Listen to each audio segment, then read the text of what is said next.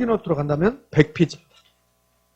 이제 여기서부터 지난주에 이제 이어서 이제 오늘 이거 공부할 건데, 부동산 개발 방식에서 이 민간 개발 방식 시험에 아주 자주 출제합니다. 그럼 약간 틀을 한번 잡아볼게요. 틀을. 부동산 개발 그러면 크게 보면 두 가지 나눌 수 있어요. 어떻게 나눌 수 있냐면 여기 뭐 참고로 할 수 있는데, 신개발이 있고 재개발이 있습니다. 이걸 또 나누면 신개발은 어떻게 나눌 수 있냐면 이론적으로 봤을 때 신개발이 있고 법률적 측면에서 신개발이 있어요. 그 다음에 재개발도 이론적으로 말하는 재개발이 있고 법에서 말하는 재개발이 있단 말이에요. 그러면 꼭 이렇게 나누는 게 아니라 이렇게 나눠볼 수 있다는 거예요. 그러면 이 재개발부터 볼 건데, 재개발은 이론적으로 보면 부동산학 개론 책에 나온 재개발은 이게 재개발이에요. 재개발의 종류죠. 보존 재개발, 수복 재개발, 개량 재개발, 철거 재개발, 이건 이제 이론적으로 말하는 재개발의 종류란 말이에요. 근데 법적으로 말하는 재개발은, 법에는 재개발 이런 말이 없어요. 여러분들 내일 또 공법, 모레도 공법인가요? 축하드립니다. 예. 얼마나 좋아. 이틀 연속 공법. 멋지다. 이렇게 그러겠네. 지난주는 민법은 이게 좋았습니까? 예? 그럼 이제 내일 모레 공법 아주 진하게 하겠네요. 진하시게. 그러면 공법 순서 한번 볼까요? 국토의 계획 및 이용에 관한 법률이 있고, 그 법, 국계법이 끝나고 나면 무슨 법입니까? 도시개발법. 도시개발법에서 세 가지 배워요. 그게 도시개발법에서는 도시개발 방식이 나오죠. 매수 수용 방식, 환지 방식, 혼용 방식. 맞습니까? 그러잖아요. 그게 법적으로 말하는 신개발이에요. 법적으로 말하는. 그러면 이제 도시개발법이 끝나고 나면 그 다음에 이어지는 법. 머리 아파. 그 다음에 이어지는 법이. 도시개발법까지는 그나마 괜찮아요. 그 다음에 이어지는 법이 정비법이야. 도시 및 주거환경 정비법. 그 정비법을 보면 인가받은 다음 날에 3분의 2 이상의 동의를 받고 지금 죽겠어. 그치? 그 법이 정비법인데, 그 정비법도 세 가지 배워요. 정비사업 세 가지. 그럼 정비사업 세 가지가 뭐였던가요? 주거환경 개선사업, 재건축사업 또는 있고 재개발사업이 있고, 이렇게 세 가지 배운다고. 일부러 말 안 해주는 거죠. 여러분들 알면서도 내가 옳게 하는가 틀리게 하는가 보려고. 그러니까 정비법에서 정비사업이 세 개 나오는데 그게 재개발이에요. 그게 재개발. 그러면 이 신개발은 이론적으로 말하는 신개발이 있고 법적으로 표현할 수 있는 신개발이 있단 말이에요. 그 다음에 재개발도 이론적으로 말하는 재개발이 있고 법적으로 말하는 재개발이 있어요. 그러면 이제 여기 법적으로 말하는 이 부분은 저에게 배우는 게 아니라 공포스님한테 배우는 거야. 그러니까 공포스님한테 국계법 배우고 나서 그 다음에 도시개발법을 배우는데, 그 도시개발법에서 나오는 도시개발 사업, 매수 수용 방식, 환지 방식, 혼용 방식이 여기 신개발이라고 생각하시면 돼요. 그럼 이제 도시개발법이 끝나고 나면 정비법을 배우는데, 정비법에서 정비사업 3개가 나오는데 그 정비사업 3개가 법적으로 말하는 재개발이라고 보시면 돼요. 그러니까 이 재개발이 시험에 나오면 이게 이론적으로 말하는 재개발, 저에게 배우는 거고, 그다음에 법적으로 말하는 재개발은 정비사업이야. 그 정비사업 3개 나오는데 아마 공법 선생님께서 이런 말 했을 거라고. 정비사업 이야기하면서 정비 기반 시설이 극히 열악하고, 이런 거 들어보셨죠? 거기다 막 극히에다 빨간색으로 동그라미 하고 막 그런다고. 그래서 공법에서 나는 거고 부동산에 결혼해서 그렇게 하는 거 아니라고. 나중에 오늘 좀 있으면 배우게 될 거란 말이에요. 이렇게 나눠볼 수 있다는 거예요. 자, 그러면 이게 무슨 개발인가 봐봐요. 아무것도 없었어요. 토지에 아무것도 없고, 이게 야산이었고 논밭이었어요. 논밭이었는데 이걸 이제 개발을 해요. 개발을 해서 이제 택지로 이렇게 만들었겠죠. 택지로 만들어서 공공용지를 빼고 원래 토지 소유자에게 다시 돌려줬어요. 그러니까 논밭, 야산을 개발해서 공공용지를 빼고 원래 토지 소유자에게 재분배했다. 원래 소유자에게, 원소유자에게 재분배했다. 이렇게 개발이 이루어졌어요. 그럼 이 개발은 일단 신개발입니까? 재개발입니까? 신개발이잖아요. 신개발. 재개발은 기존에 있던 것을 철거하거나 이렇게 해서 다시 만드는 것이 재개발이고, 이건 아무것도 없었잖아요. 아무것도 없는 데다가 택지 만들었습니다. 신개발이라고. 자, 두 번째. 신개발인데요. 신개발인데, 재개발이 아니라 신개발인데, 신개발 중에서도 원래 토지 소유자에게 돌려주는 것은, 재분배하는 것은 매수 수용 방식입니까? 환지 방식입니까? 환지 방식. 환지 방식. 지금 제가 칠판에 이렇게 쓰고 있는 게 31회 때, 우리 공인중개사 시험 31회 때 부동산의 개론 1번 문제 있어요. 1번 문제 이렇게 박스를 준 거예요. 그래서 설명했어요. 이렇게 설명을 하고 나서, 그래서 이렇게 설명해서 어떤 방식인가. 그래서 신개발이면서 환지 방식이다. 이게 답이었다고. 의미하셨죠? 그러니까 신개발은 아무것도 없는 데다가 하는 거고 신개발이고 기존의 시가지를 정비했다. 그러면 재개발을 할 수 있는 거예요. 재개발. 자, 됐습니다. 이렇게. 그러면 틀을 잡아봤고, 그럼 이제 재개발이 이렇게 이론적으로 재개발은 보전, 수복, 개량, 철거인데 잘 나오지 않습니다. 그럼 포인트만 잡고 가는데 보전 재개발은 사실은 재개발이 아니에요. 우리가 알고 있는 재개발이 철거 재개발입니다. 우리가 알고 있는 재개발은 달동네 싹 없애버리고 거기다 아파트 만드는 거, 이거 철거 재개발이라고 그래요. 근데 보존 재개발은 재개발이 아니고 이런 거요. 이론적으로 보면 보존 재개발은 우리 검단을 보존 재개발한다. 그럼 노후 불량화를 방지하기 위해서 여러 가지 행위를 한다. 그것을 보존 재개발이라고 그래요. 자, 요 방지만 찾으면 돼요. 예?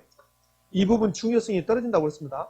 그럼 수복 재개발은 뭐가 수복 재개발이냐면 검단을 수복 재개발한다. 그럼 노후 불량화 시설만 없애버리는 거야. 그래서 노후 불량화 요인만 제거, 요거 찾으면 돼요. 그 다음에 개량 재개발. 개량이란 말은 고친다는 소리잖아요. 그러니까 고치니까 기존 시설을 개량한다, 보수한다, 확장한다, 새로운 시설을 첨가한다. 이걸 개량 재개발이라고 그래요. 그럼 철거 재개발은 완전히 철거한다. 요거 시험에 나오잖아요. 자, 이게 이론적으로 말하는 재개발입니다. 그러면 이제 정비법에서 말하는 정비사업. 정비법에서 말하는 정비사업이 법적으로 말하는 재개발을 할 수 있는데 정비사업은 여기 나왔고요. 네, 정비사업은 나왔네요. 공법 선생님께서 정비법에서 정비사업을 이렇게 세 가지 요약한다고. 예전에는 6가지 있었습니다. 6가지인데 3가지로 줄였어요. 그러면 주거환경 개선사업, 재개발사업, 재건축사업. 공법 선생님께서는 정비 기반시설이 극히 열악하고 막 이렇게 한다고. 근데 우리는 필요 없어도 필요 없고 부동산의 개론에서는 정비사업을 물어보는데 이게 지문에 공동주택이 나오면 재건축사업이에요. 그 다음에 상업지역, 공업지역이 나오면 재개발사업이고 단독주택 및 다세대 주택이 나오면 뭐요? 주거환경 개선사업이에요. 그러면 된다고. 요것만 찾으면 돼. 부동산 개론에서는. 자, 이제 환지 방식. 환지 방식은 새롭게 개발해서 원래 토지 소유자에게 돌려주는 거야. 공공용지 빼고. 그래서 환지 방식에서 포인트는 다시 파는가, 돌려주는가, 이게 포인트예요. 그럼 환지 방식은 개발이 이루어지면 원래 토지 소유자에게 재매각하는 겁니까? 재분배하는 겁니까? 재분배. 요것만 찾으면 돼요. 자, 그러면 이제 재개발 사업 끝났습니다. 이론적으로 재개발, 보존, 수복, 개량, 철거. 법적으로 재개발할 수 있는 거 정비사업 3가지 끝냈어요. 자, 그럼 다시 원산으로 와서 이제 우리 시험에서 자주 등장하는 거, 여기 민간개발 방식입니다. 민간개발 방식, 여기 이제 시험에 잘 나오는데, 자, 큰 틀을 한번 볼까요? 민간개발 방식은 민간이 개발하는 거예요. 그럼 국가가 개발했다? 공영개발이죠? 그럼 민간이 개발했다? 민간개발 방식이에요. 이 민간개발 방식인데, 자력개발 방식이라는 게 있고, 지주공동사업이라는 게 있고, 그 다음에 신탁개발 방식이라는 게 있어요. 신탁개발 방식. 여기 신탁개발 방식이 있고, 그 다음에는 콘소시엄 구성 방식이 있다고, 이렇게. 그러면, 여기 자력개발 방식은 자력개발 방식. 자기 힘으로 개발한다는 소리야. 토지 소유자가 자기 힘으로 개발한다? 이게 자력개발 방식이에요. 그럼 자력개발 방식은 토지 소유자가 자기 토지에다가 자기가 돈 내고 개발에 따른 위험 부담하면서 혼자 다 하는 것을 자력개발 방식이라고 해요. 그럼 자력개발 방식의 가장 큰 문제점은 뭐 같아요? 위험 부담이 커지는 거야. 위험 부담이. 그래서 자력개발 방식은 위험 부담이 크니까 이 위험을 분산시키기 위해서 나오는 게 지주공동사업이에요. 지주공동사업은 토지 소유자와 개발업자가 공동으로 하겠습니다. 이게 지주공동사업이에요. 그럼 시험에 이렇게 나온다고. 지주공동사업이란 토지 소유자와 개발업자가 공동으로 개발함으로써 위험을 분산시키는 효과가 나타난다. OX? 오, 그렇게. 그러니까 위험을 분산시키기 위해서 지주 공동사업이 나오는 거야. 그러면 차례결 방식과 지주 공동사업 중에서 토지 소유자가 이익을 많이 가져가는 게 뭘까? 차례결 방식. 차례결 방식은 토지 소유자 자기가 다 하니까, 혼자 다 하니까 이익도 자기가 다 가져간다는 소리예요. 예? 그럼 지주 공동사업은 토지 소유자와 개발업자 같이 하죠? 같이 하니까 이익도 나눠 가져야 된다. 이런 논리라고. 자, 그러면 이제 논리를 보셨으면 토지 개발을 하면 무엇이 필요한가? 지금 하는 게 포인트예요. 이 개발 방식이 이제 몇 가지 나오는데 여기 의미를 알려면 이제 지금 제가 4가지를 이야기했는데 이걸 생각하셔야 돼요. 자, 개발하기 위해서는 뭐가 필요하냐면 토지가 필요해요. 토지. 두 번째, 개발하기 위해서 토지만 있으면 개발되는 게 아니죠. 뭐가 있어야 돼? 돈. 돈 있어야 된다고? 자, 공사비가 있어야 돼. 공사비. 공사비, 자금. 이 공사비 조달을, 자금 조달을 누가 하는가? 토지는 토지 소유자가 내겠죠? 그럼 공사비 조달을 누가 하는가? 세 번째, 개발할 때 위험이 있습니까? 없습니까? 있죠. 그럼 개발에 따른 위험을, 이 개발의 위험을 어떻게 할 것인가? 자, 개발 위험을 무릅쓰고 개발이 이루어졌어요. 그럼 개발 이익이 있을 거라고? 이 개발 이익을 어떻게 할 것인가? 이 3가지가 쟁점이에요. 이런 4가지가. 근데 토지는 쟁점이 안 되죠. 왜? 토지는 토지 소유자가 낼 거니까. 그러면 밑에 3가지, 2, 3, 4가 쟁점이라고. 그러면 자력개발 방식은 토지 소유자가 자기 힘으로 다 하겠다는 소리야. 그럼 자력개발 방식은 토지 소유자가 토지 내고 돈 대고 개발 위험 다 부담하면서 개발하겠다는 소리야. 그럼 개발 이익은 토지 소유자가 다 가져가야지. 이게 자력개발 방식이야. 그러면 자력개발 방식에서는 개발업자가 나온다든지 지분이 나온다든지 기여도가 나온다든지 그런 말 나오면 다 틀린 말이야. 이해 되셨죠? 아무것도 아니라고 눈만 크게 뜨면 돼. 눈을 벌써 감았다 떴다 하고 있어요. 그러니까 문제가 되는 거지. 그러면 자력개발 방식은 토지 소유자가 다 한다면 돼요. 근데 자력개발 방식의 가장 큰 문제점은 뭐예요? 위험 부담이 크다는 소리야. 그래서 자력개발 방식을 하려면 위험 부담이 크니까 그 위험을 관리할 수 있는 능력이 있어야 돼. 그래서 위기관리 능력이 요구된다 이렇게 표현한다고. 위기관리 능력 꼭 쓰고 싶어요? 그럼 써 그러면. 꼭 쓰고 싶으면 위기관리 능력 요구. 이렇게. 별로 안 중요한 것은 막 쓰라고 노력하더라. 근데 중요한 건 또 쓰라기도 안 써버리더라고. 이게 자력개발 방식이야. 그럼 자력개발 방식은 가장 큰 단점은 위험 부담이 크다는 거고 가장 큰 장점은 개발이고 혼자 다 가져갈 수 있다는 소리예요. 이렇게. 위기관리 능력이 요구된다. 위기관리 능력이 요구된다. 자, 그러면 이 자력개발 방식의 가장 큰 문제점, 위험 부담이 크니까 이 위험을 좀 분산시켜보자. 그래서 나온 게 지주공동사업이야. 그럼 지주공동사업은 토지 소유자와 개발업자 같이 하겠다는 소리예요.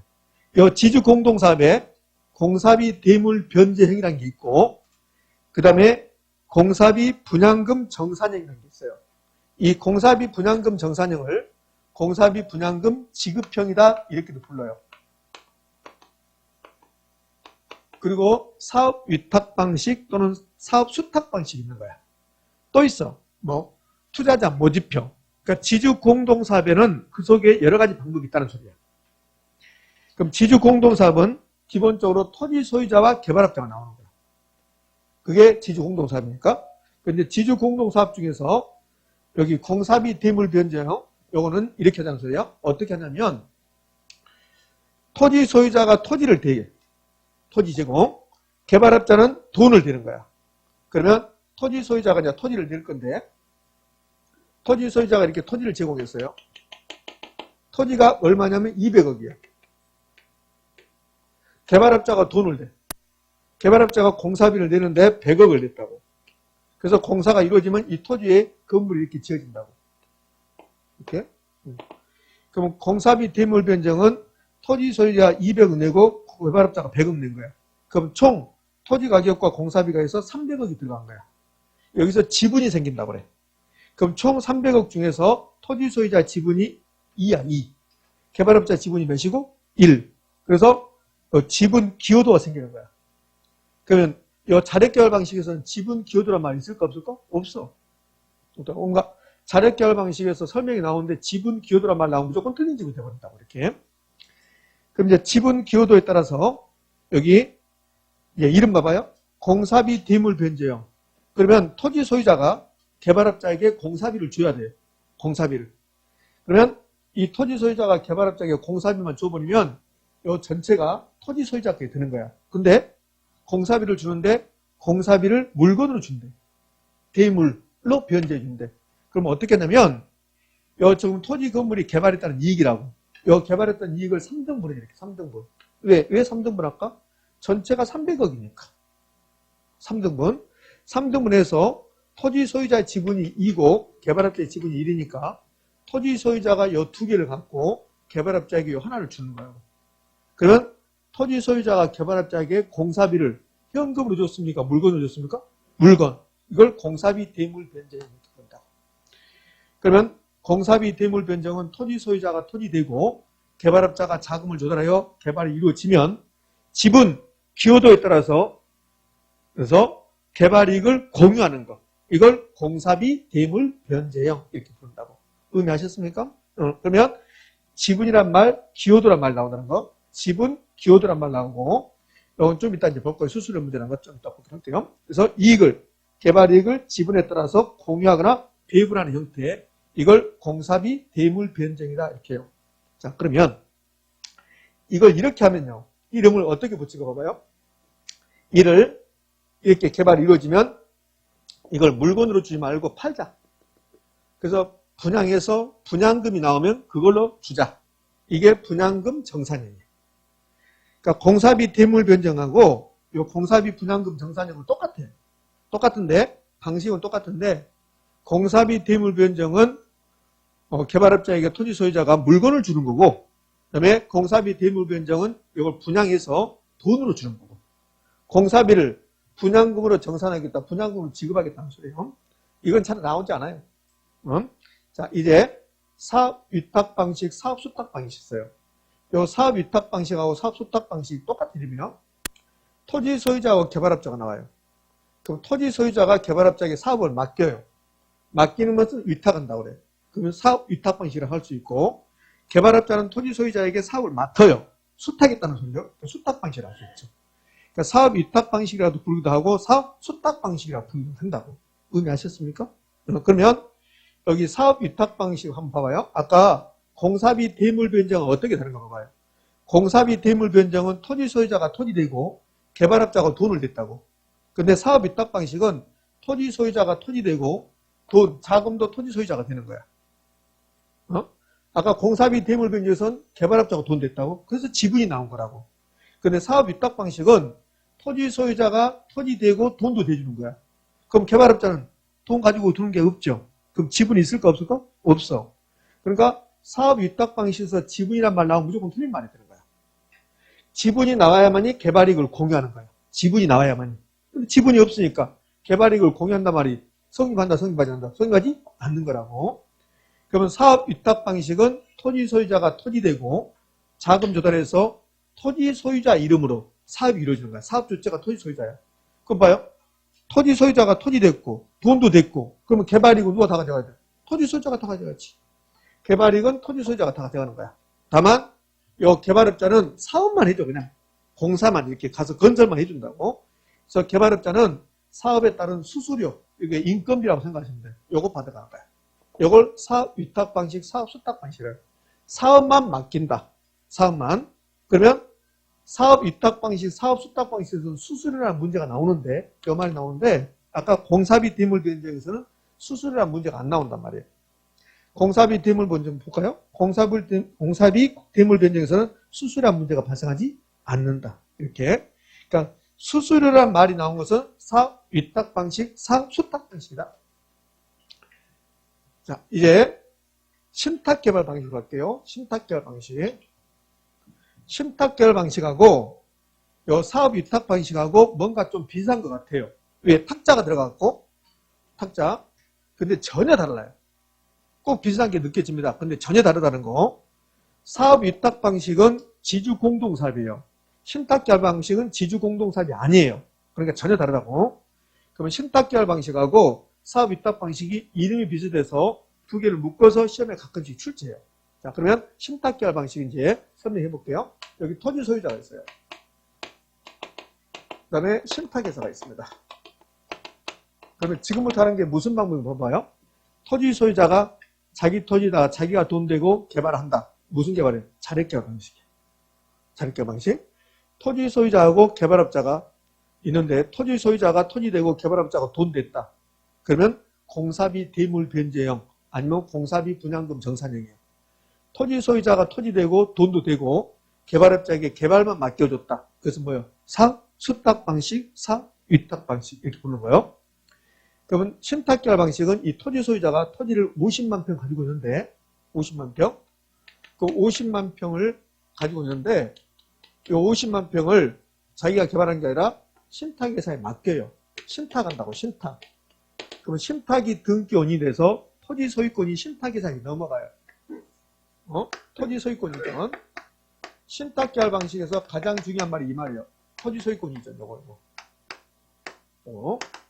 근데 이게 형식적으로 토지 소유권 이전된다고요. 요 신탁 기간이 10년이다. 그럼 10년 동안만 토지 소유권이 신탁회사에 넘어가는 거야. 그럼 등기부에 신탁이라고 딱 써있잖아요. 신탁으로 써있으면 실질적인 소유자는 이 토지 소유자예요. 그러니까 형식적으로만 신탁 기간 동안만 신탁회사에게 소유권이 넘어간 거라고. 그러면 신탁회사는 토지 소유자로부터 신탁계약에 의해서 토지 소유권을 받아오고 그다음에 신탁회사가 토지 소유자에게 줘야 돼. 뭘 줘야 되냐면 증명해 줘야 돼. 증서. 신탁했다는 증서, 신탁증서 이렇게. 그리고 신탁증서가 토지 소유자 입장에서는 이 50만 평의 토지 소유권하고 똑같게 된다고. 이렇게. 예? 그럼 신탁증서 또는 수익증서 그런다고. 이 수익증서, 신탁증서에 이제 뭐라고 써있냐면 이렇게지. 토지 소유자 갑이 신탁회사 을에게 어디 땅 50만 평을 몇 년 동안 신탁했다. 근데 신탁회사가 개발해서 이익이 남으면 그러면 토지 소유자에게 이익 중에서 20% 주고 그다음에 김말동에게 10% 주겠습니다. 이런 내용들이 있다고. 이걸 신탁증서, 수익증서 그래요. 보험 들면 보험회사에서 증서 보내준다고. 증서. 거기 보면 뭐란 말하고 써졌잖아요. 보험금은 누가 받아가는가? 수익자가 누구인가 써졌다고. 그러니까 보험 들 때 수익자가 고민스러울 때가 있어요. 사망한 다음에 받는 보험금은 수익자가 고민스러워. 자기는 사망한 다음에 받을 수가 없으니까. 그러잖아요. 그 수익자를 고민스러우면 한탄에 홍진선이라고 써버립니다. 그럼 되잖아. 그럼 제가 수익자가 되는 거야. 그럼 여기 토지 소유자가 수익자를 김말동이라고 썼다. 그럼 김말동이가 나중에 돈 받아간다는 소리예요. 그러면 신탁회사가 이제 토지 소유권 받아갔습니다. 그럼 신탁개발 방식의 가장 포인트는 토지 소유권 이전이야. 그럼 신탁회사가 돈을 대는 거야. 토지 소유자는 떠나. 그럼 신탁회사가 자금 조달해. 그러면 여기 사업 위탁 방식하고 신탁개발 방식하고 전혀 달라요. 사업 위탁 방식은 토지 소유자하고 개발업자가 나와. 신탁개발 방식은 토지 소유자가 신탁회사가 나온다고. 그러면 돈 되는 사람도 다르죠. 신탁개발 방식은 신탁회사가 돈 돼. 그다음에 사업 위탁 방식에서는 토지 소유자가 자금 조달한다고. 그다음에 신탁개발 방식은 사업 주체가 사업자 명의가 사업 주체가 신탁회사야. 신탁회사. 근데 사업 위탁 방식에서는 사업 주체가 누굽니까? 토지 소유자. 그러니까 사업 위탁 방식은 토지 소유자가 다 한다 이렇게 하시면 돼요. 다만 개발업자가 나와서 개발만 개발업자가 해준다 이렇게 하시면 돼요. 그러니까 신탁개발 방식 신탁회사가 다 하는 거야. 그럼 이제 개발이 이루어지면 개발 이익이 있는데 이 개발 이익을 신탁회사가 다 가져간 게 아니고 이 신탁증서, 수익증서에 나온 내용대로 토지 소유자 등에 배당해 주는 거. 이걸 신탁개발 방식이라고 해요. 그럼 신탁개발 방식에서는 신탁회사가 돈 되고 사업 주체가 신탁회사가 되고 개발 이익은 수익증서, 소지자, 수익증서를 가지고 있는 사람에게 개발 이익이 배당된다. 이게 신탁개발 방식. 그럼 신탁개발 방식에서는 토지 소유권 이전이란 말을 나오죠. 근데 사업 위탁 방식에서는 토지 소유권 이전이라는 말이 나오지 않죠. 시험에 이렇게 한다고. 사업 위탁 방식과 신탁개발 방식은 토지 소유권이 이전된다는 공통점이 있다. OX, X, X. 토지 소유권 이전이 된 것은 신탁개발 방식만 토지 소유권 이전 나온다는 걸 자, 기억하셔야 돼요. 그럼 신탁개발 방식에서는 지분이란 말, 개발 이익을 공유한단 말이 있다 없다? 없어요. 이렇게. 자, 이제 마지막으로 부동산 개발 방식에서 이런 게 나와요. 컨소시엄 구성 방식이 나옵니다. 컨소시엄 구성 방식은 대규모 부동산 개발 사업을 할 때 돈이 엄청나게 필요해요. 그 다음에 위험 부담도 커요. 그래서 하나의 기업이 하는 게 아니라 두세 개 또는 서너 개의 기업들이 연합해서 개발하는 거, 이걸 콘소시엄 구성 방식 그래요. 그러니까 대규모 부동산 개발 사업에 적합하고 좋은 점은 위험 분산 효과가 있어요. 그런데 단점, 여기 콘소시엄 구성 방식에서 가장 큰 단점은 개발하다가 어떤 문제가 발생을 해요. 그 문제가 발생하면 기업이 A, B, C 이렇게 세 개의 기업이 결합했다면 서로 책임을 떠넘겨. 네 탓이다, 내 탓이다 이렇게. 책임 소재가 명확할까 불명확할까? 불분명하다고. 근데 이 불자를 빼고 콘소시엄 구성 방식은 책임 소재가 명확하다는 장점이 있다 이렇게 된다고. 뭐 X? X. 불명확하다. 책임 협편성이 발생한다. 이렇게. 자, 그 밑에 이렇게 나왔습니다. 책임 소재 불분명, 책임 회피 현상. 우리 부동산학 개론을 배우다 보면 책임 소재가 불분명, 책임 회피 현상이 발생한다고 두 군데서 나와. 자, 콘소시엄 구성 방식이 개발면에서 나오고 개발 끝나고 나면 바로 부동산 관리를 배울 건데 이 관리에서 혼합 관리라는 게 있어요. 혼합 관리는 부동산 관리할 때 일부는 내가 하고 부동산 소유자하고 일부는 여기 관리업체에 맡기는 거. 이게 혼합 관리라고. 그럼 혼합 관리를 하다 보면 문제가 발생하면 부동산 소유자와 관리업체가 서로 책임을 떠넘긴다고. 그러니까 책임 회피 현상이 발생하지. 그럼 책임 회피 현상, 책임 소재가 불분명한 것은 부동산의 개론에서 두 군데서 나온다. 첫 번째 부동산 개발에서 콘소시엄 구성 방식, 두 번째 부동산 관리에서 혼합 관리 방식. 됐습니까? 이렇게. 자, 이 기출 지문 보도록 할게요. 사업 위탁 방식, 사업 수탁 방식 똑같은 이유입니다. 그럼 사업 위탁 방식, 사업 수탁 방식에서는 토지 소유권 이전이란 말이 있어요? 없어요? 없어요. 수수료란 말이 나와.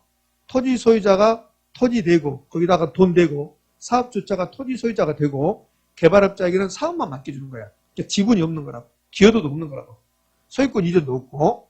그러면 사업 위탁 방식은 토지 소유자가 개발업자에게 사업 시행을 의뢰하고 너 사업만 해라 이렇게. 개발업자는 사업 시행에 따른 수수료를 취하는 방식이다. OX? O. 이 수수료가 나오면 사업 위탁 방식 이렇게 하면 돼요. 자, 개발론에서 시험에 가장 잘 나오는 개발 방식을 봤습니다. 그럼 이제 개발 방식을 봤는데 이제 이런 게 있어요. 민간 자본 유치 개발 방식이 있습니다. 민간 자본 유치 개발 방식은 줄여서 민자, 민간의 돈을 끌어들여서 개발하는 것. 이걸 민간 자본 유치 개발 방식. 좀 애석합니다. 뭐가 애석하냐면 여기에 나오면 다 맞춰요. 보너스 문제거든. 근데 이게 3년 연속 나온 적은 없어요. 2년 연속 나온 적은 있지만 31회 때, 32회 때 2년 연속 냈다고. 작년에 내고. 그러니까 여러분 시험에서는 안 나올 확률이 매우 높아졌다는 거. 응? 3년 연속 한번 나와봐라. 네, 다 맞출 수 있으니까. 자, 여기 영어 앞 글자를 따는 거요. B가 빌드야, 빌드. 건설이라는 소리요. 그 다음에 T가 트랜스퍼에서 소유권 이전이라는 소리요.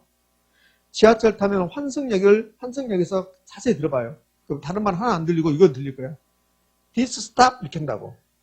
그 다음에 뭐랑 하면서 트랜스퍼 그런다고. 그 트랜스퍼가 환승했다는 소리야. 이게 소유권 이전. 그러니까 트랜스퍼 이렇게 그게 아니라 좀 예쁘게 말하겠죠. 여성분이 나와서. 그러니까 트랜스 바꾸다. 트랜스젠더 성전환 막 이렇게 하잖아요. 그러니까 T가 소유권 이전이야. L은 리스 임대차. 그다음에 O는 오퍼레이트 운영. 그러니까 스페링 쓰나가지 마. 못 쓰니까. 이렇게 요 4개 중에서 3개를 결합하는 거야. 그러면 이제 봐요. 설명해 볼 테니까. 요 도로, 터널, 항만, 공항, 학교, 도서관, 교도소 이거 전부 다 사회 간접자본이라고. 그럼 얘들은 국가나 지자체가 만들어내야 돼. 근데 만약에 인천광역시에서 순환도로가 하나 필요하다. 그럼 순환도로를 만들려면 인천광역시 돈으로 해야 돼요. 근데 인천광역시가 돈 없으니까 인천광역시가 현대한테 말하는 거야. 현대한테 순환도로 하나 만들고 싶은데 당신들이 만들래요? 그러니까 현대가 오케이 그런다고. 그러면 민간이 B 했어. 현대가 건설한 거야. 도를. 그럼 현대가 건설해서 T 했습니다. 이 도로 준공과 동시에 소유권을 인천광역시에 넘겨요. 근데 현대가 이 도로 만들 때 만약에 3조가 들어갔다. 3조가. 투입 비용이 투입 비용이 3조면 현대는 3조를 회수해야 돼. 회수할 때 소유권은 인천광역시에 넘어갔어요. 그러니까 인천광역시에 소유권 넘겼는데 인천광역시가 현대에게 30년 동안 운영권 주는 거야. 당신들이 운영하라고. 30년 동안. 그래서 현대가 운영을 해요. 그것을 오퍼레이트 한다고. 이렇게. 그럼 순서대로 연결하면 민간이 건설하고 B, 소유권 넘기고 T, 트랜스퍼.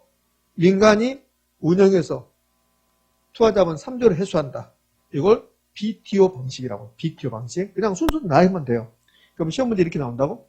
BTO 방식이란 민간이 건설하고 준공과 또 이제 소유권을 넘기고 민간이 정부에게 임대하여 이렇게 나온다고. 그 임대하여 나오면 O가 나와야 됩니까? L이 나와야 됩니까? L. 이 나셨죠? 그렇게 연결하는 거예요. 자, 이제 BTL 갑시다. BTL. BTL은 민간이 건설하고 소유권 넘기고 요 L이 리스 임대차 나오면 된다고. 그러면 돼요. 그럼 요 교도소가 하나 필요한데 국가가 삼성에게 교도소를 하나 만들어주라고 한 거야. 삼성이 오케이. 그래서 교도소 만들 때 비용이 5천억이 들어갔다고 생각해. 5천억. 그럼 삼성이 빌드했어요. 건설했습니다. 준공한 동시에 소유권을 국가에게 넘겨요. 그러면 삼성은 5천억이 들어갔는데 소유권을 국가에 넘어가 버렸죠. 소유권이 넘어갔는데 삼성이 5천억을 회수해야 돼. 그럼 국가가 삼성에게 운영권을 주는 거야. 운영권. 그럼 삼성이 교도소를 운영한다는 거예요. 운영해서 5천억을 회수한대. 그럼 어떻게 회수할까? 죄수들한테 돈 받아야 되겠네.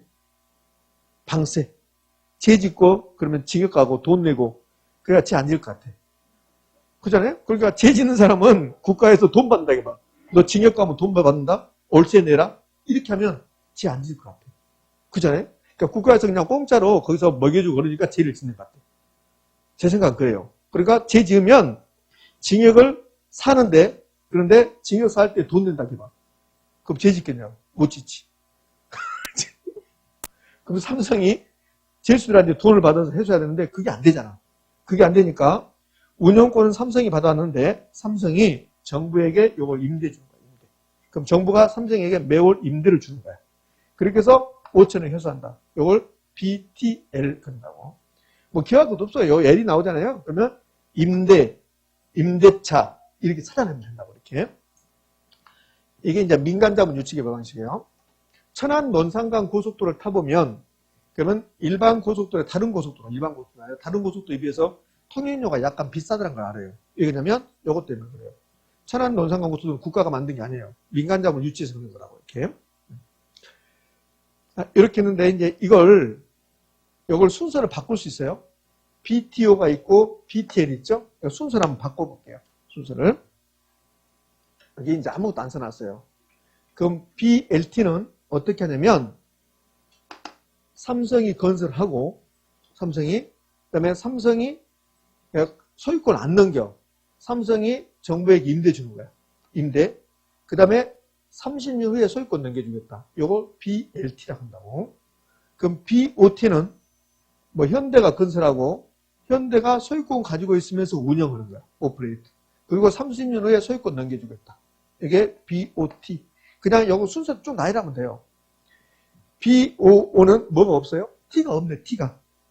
T도 없고 L도 없어요. 그럼 BO에서 소유권 이전이라는 말 나오면 뭘까 있을까? X. BO에서 임대차 나오면 뭘까 있을까? X. L이 있어야만 임대차야. 그럼 이 B는 빌드.